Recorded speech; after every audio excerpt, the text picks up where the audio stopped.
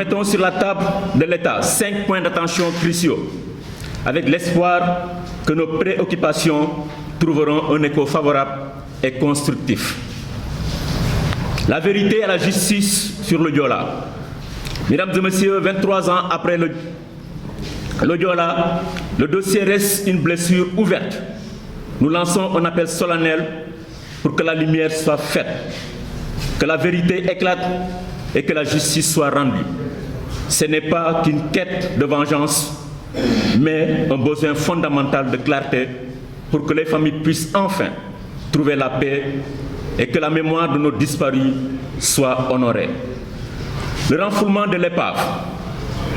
Le navire du Diola repose toujours dans les profondeurs de l'océan, tel un mémorial englouti.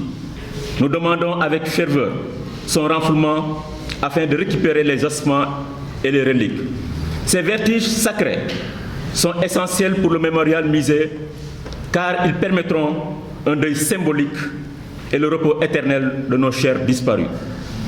Mesdames et messieurs, le mémorial musée, ce lieu de mémoire et de recueillement conçu pour honorer nos disparus, tarde à être effectivement opérationnel. Nous sollicitons avec respect la mise en service de cet édifice dans les plus brefs délais. Par ailleurs, nous souhaitons ardemment qu'il soit doté du statut d'édifice public à caractère administratif et que sa gestion soit participative et inclusive. La pleine implication des familles, des rescapés et des pupilles de la nation est à nos yeux un impératif moral. Cette intégration est essentielle pour garantir l'insertion professionnelle et sociale des orphelins et pour que ce lieu devienne un phare d'espoir pour la jeunesse. Mesdames et messieurs, la prise en charge psychosociale des familles, des victimes et des rescapés. Les traumatismes psychologiques et émotionnels causés par la tragédie sont toujours aussi vifs. Nous demandons une prise en charge psychosociale complète et durable pour toutes les familles et tous les rescapés, une aide essentielle pour leur reconstruction. La prise en charge des orphelins et leur insertion.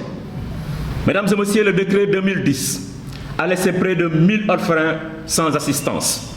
Nous exhortons l'État à revoir ce décret et à mettre en place un programme d'aide spécifique pour ces pupilles de la nation qui ont été laissés pour compte. L'emploi est la clé de la dignité et de l'autonomie. Nous demandons une politique active d'insertion professionnelle pour les orphelins du Diola afin qu'ils puissent s'intégrer pleinement dans la vie active et de contribuer au développement de la nation. Mesdames et messieurs, nous demeurons convaincus que l'État du Sénégal, sous la direction éclairée de son Excellence le Président de la République, Bassirou Diomaye Diakhar Faye, saura entendre notre cri du cœur et apporter des solutions pérennes que nous attendons.